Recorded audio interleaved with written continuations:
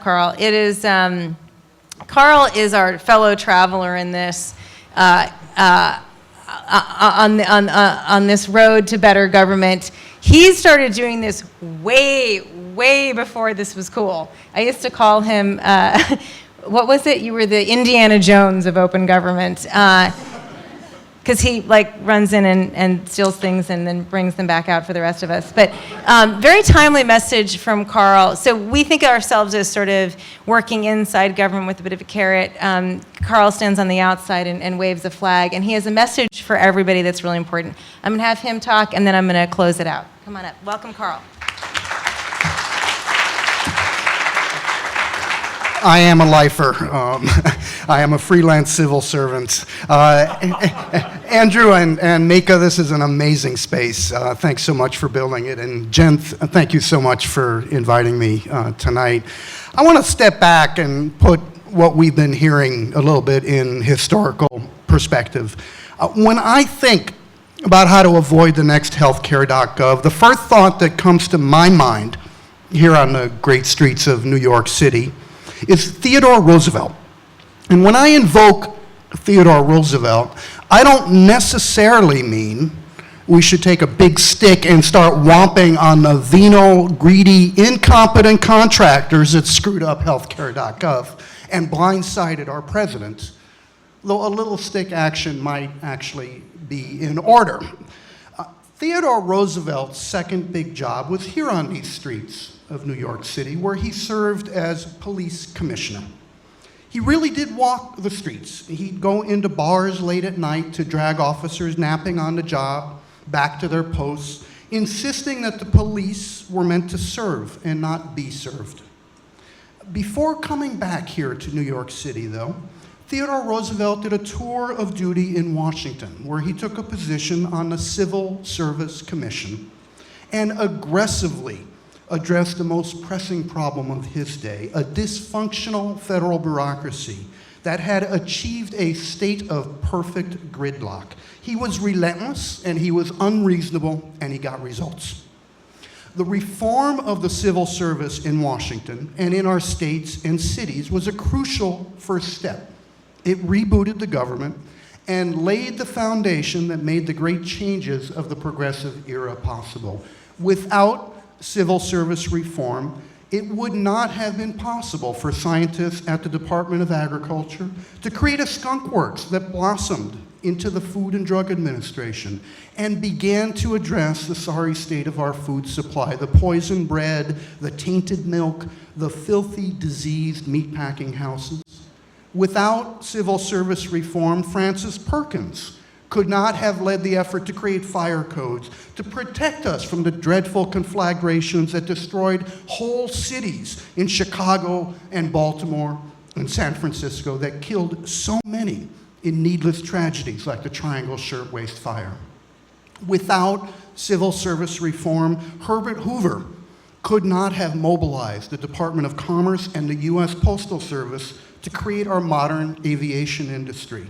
And today, I'm reminded that change begins in our cities. The cities are the laboratories of change. It was in Chicago that Jane Addams reached out to address the poverty of our slums. And in Chicago today, we see community organizers going on to reach the highest office in the land.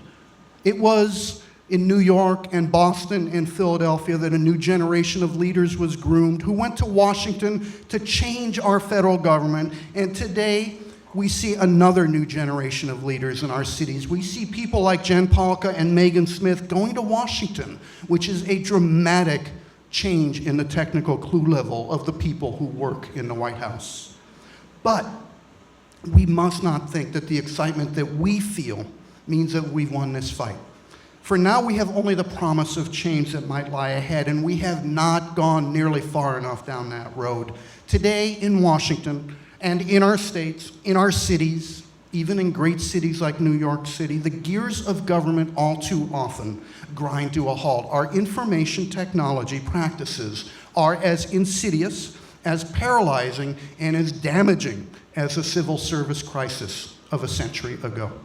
The way we buy and use information technology is fundamentally broken. The systems we build for our civil service are so inadequate, it becomes impossible for even the most dedicated public servants to practice the art of bureaucracy. They can't do their job because we failed. We failed to give them the tools they need to do their jobs.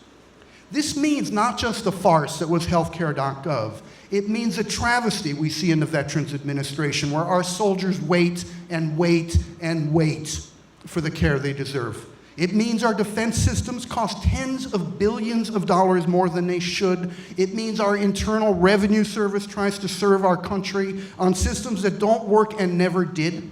It means our federal judiciary builds paywalls around our courts, a practice so antithetical to the rights of due process and equal protection that it amounts to a poll tax on access to justice. It's a crime against the Constitution. Now, I'm always amazed by the talent and dedication of our civil servants, but we're failing them with contractors who build systems for personal profit, not for public service, with legislators who will not take the time to learn the mechanics of government and boast proudly of having never sent email. We must address this problem first in order to clear the way for the next Theodore Roosevelt to lead us to greatness. We need to reboot our use of computers and networks, the engine that makes our bureaucracy hum. We must do so in order that the next William O. Douglas, the next Louis Brandeis, the next Katie Stanton, the next Thurgood Marshall can realize the great promise that lies within them. Will we clear the way so a leader like Elizabeth Warren, who speaks with the passion and eloquence of a modern-day William Jennings Bryan, can reach the heights she is capable of reaching?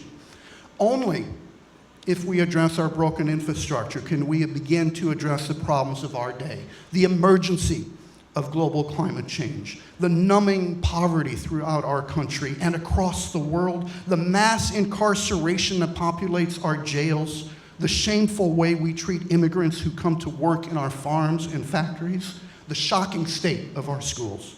When I see Code for America, and when I hear people like we heard this evening, and when I see all of you gathered here, I see a bright light illuminating the road to change, but it's not enough to see that light. We must all walk down that road together. We must speak louder so that our mayors and our governors, our senators, our presidents, understand that when we speak of information technology, we speak of the very essence of government, not some ministerial task that should be left to clerks and secretaries and tech support. We, as a people, we own the government, and we can't be absentee landlords. Each and every one of us must do our part. We are, each and every one of us, civil servants. We are the government. If we all pitch in, we can build that better road, and then we can walk on that road until we reach the shining city on the hill, a place where our civil servants will say, I will do that, instead of I wish I could do that. A place where we reach across the aisle instead of shouting across it. A place where code flows like water and good government like a mighty stream. We must demand that change, and we must be that change. Thank you.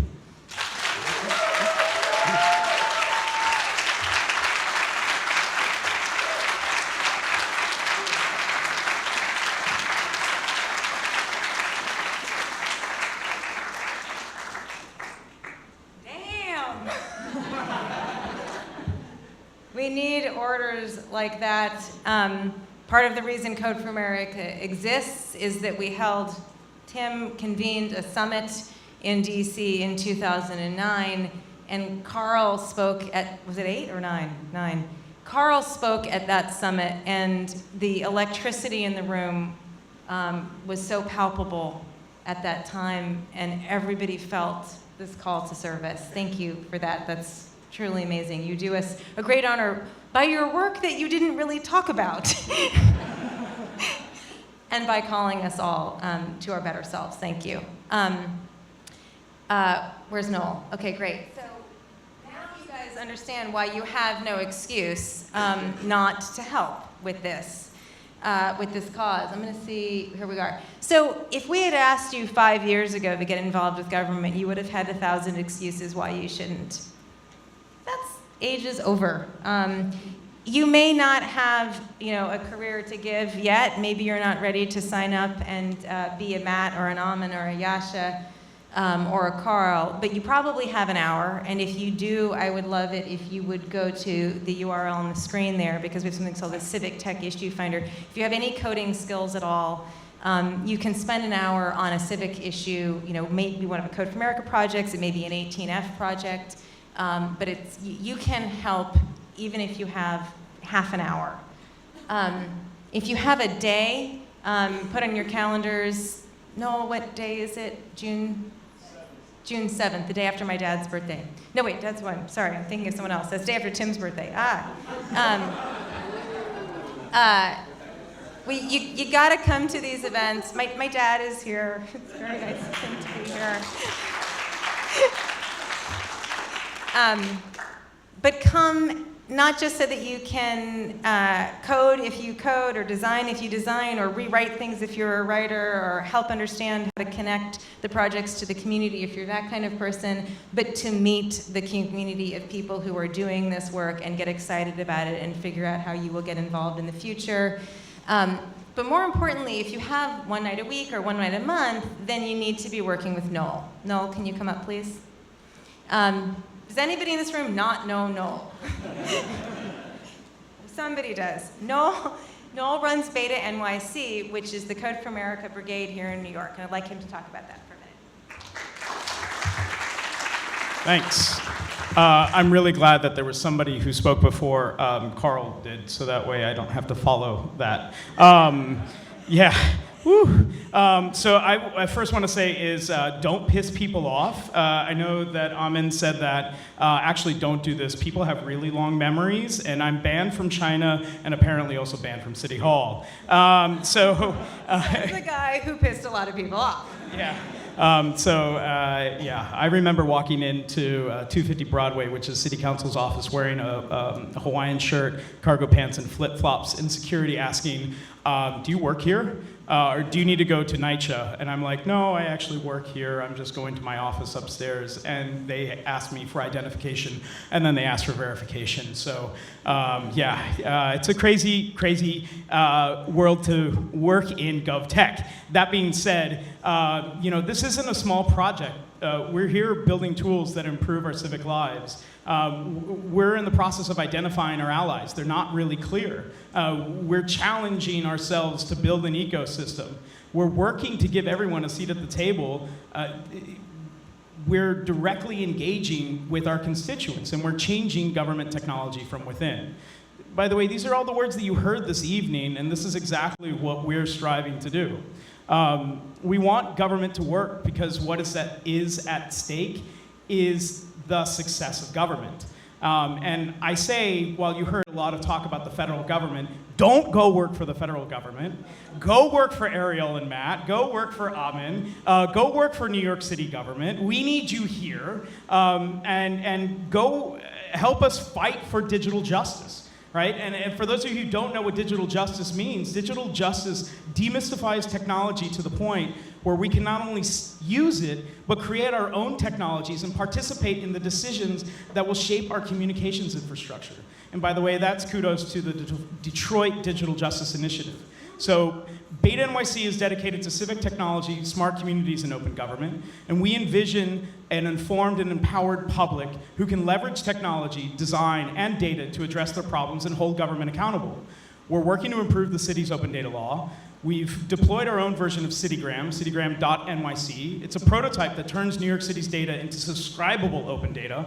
We're working to improve the MTA service alerts so that way you can actually find out when your trains are delayed. By the way, the 19 isn't working. There's apparently a big flood at 14th Street, so just be prepared for any delays on the 19 train.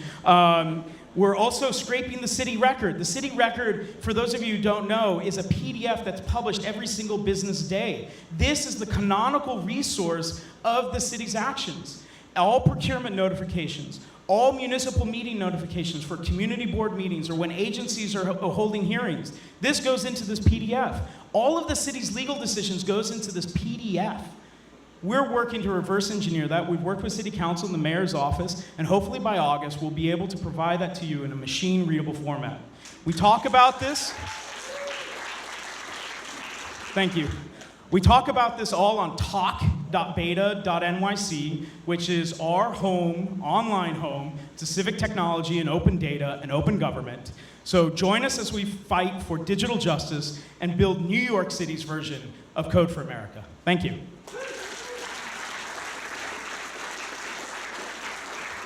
No excuses. No excuses. There are actually about 16,000 people who are involved in brigades like Beta NYC around the country. This is the idea that you probably recall that government can't really do everything for us. We can't meet all of the demand, but we can meet a lot more of the demand when the community is some of that capacity. And that's what Beta NYC and Noel are doing, and people are doing all across the country. But if you have more than one night a week, if you have a year, think about the Presidential Innovation Fellows program. Sorry, Noel, I got it, right? Think about the Code for America Fellowship Program, which is recruiting now. We'll be taking applications over the summer. And please talk to Matt and Rebecca and Ariel and Jeremy, and there may be others here about their experiences. And again, I mean, look at Matt, what Matt and Yasha and Amin have done and actually gone in not just for a year, but in order to say, I'm not just here for a year, I'm here to do this. I'm here to stick through it. I'm here to see it happen. You can have an enormous impact when you do that.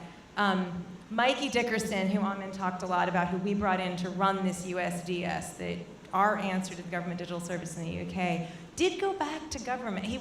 Did go back to Google after he came and fixed healthcare.gov, worked with a number of people to fix healthcare.gov. And when he went back, he said, I just can't do this anymore. I'm working here at Google to make things just a tiny little bit better, and what I'm really doing is moving money from one billionaire's pocket to another, and it just doesn't mean anything to me anymore. And he had to come back. We didn't even really have to recruit him, because he knew on a daily basis that he was, and I mean this literally, because I get in trouble with my stepmom, who is an editor, when I use the word literally incorrectly. You can tell her that. He was literally saving lives because he was getting people enrolled in healthcare who couldn't otherwise have it. And that's a kind of high you will not get in any other job. So it's not just working in government, and Yasha alluded to this. You can build an amazing business that works with government. Anybody want to make a wild guess? Oh, it's on the slides. How much the government market is worth? Okay, so like the entire video game industry is something like $30 billion a year, and we're spending $172 billion on government software. It's an enormous market. We hope that number comes in half in the coming years and still gives triple or quadruple the value. You can do it. Anybody in this room can do it. If you don't want to give a year of government, then give your next startup to government. Make a business that can work with government to work for the people and by the people. There's now a GovTech fund, $23 million, and other big funds, like firms like Andreessen Horowitz and Klein & Perkins are investing in the space like, I don't mean like never before. They literally didn't do it before, and now they're doing it. Enormous investment in this space because they see that this space is changing, that there are buyers that were never there before, buyers like Yasha and others. But I don't care whether you have an hour or a year or the rest of your life. Let's go back to what Mikey said. Nobody is going to fix this for us. Government only works for the people and by the people in the 21st century if we in this room make it so. So please come talk to us. And thank you so much to all of our panelists. Thank you to Stephen for coming out tonight, and particularly thank you to Andrew and to Mika, not just for tonight, but for Civic Hall. Amazing. Thank you.